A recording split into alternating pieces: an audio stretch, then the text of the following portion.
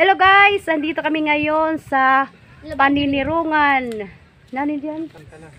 Paninirungan Pantalan. Dito maraming bato dito na malalaki. Ayan mga guys. Napakaganda dito at napakalamig. Ayan, napakalalaki po ng mga bato. Ayan mga guys. Yan po yung Bacolod. Yan po yung napakalawak ng Bacolod. Yung pinagkukunan na ng ulam ng mga mangingisda. Yan mga guys. Ayun po yung barko. Yun po yung mga bato. Maganda, napakaganda po dito mga guys.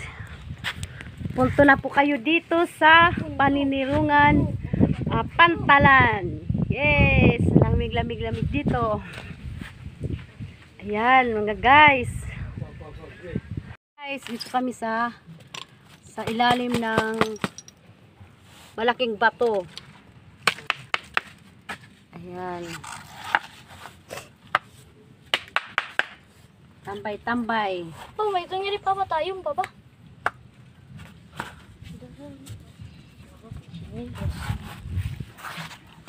Oh God.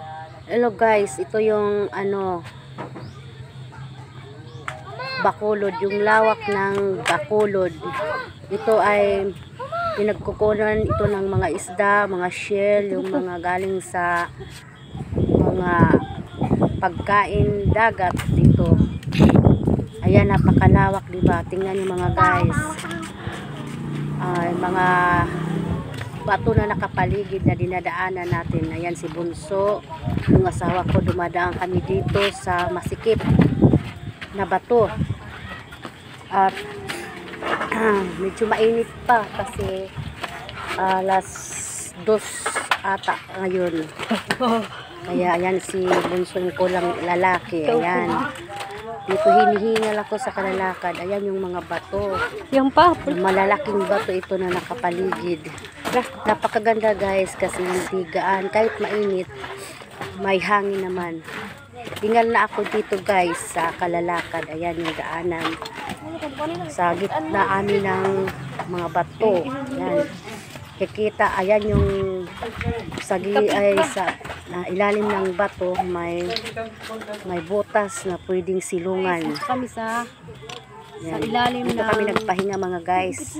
malaking bato. Mahangin dito guys. At ayan, malamig kahit mainit. Kahit mainit ang araw. Tambay.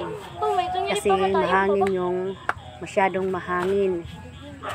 Pero kapag doon ka sa gitna ng maglakad,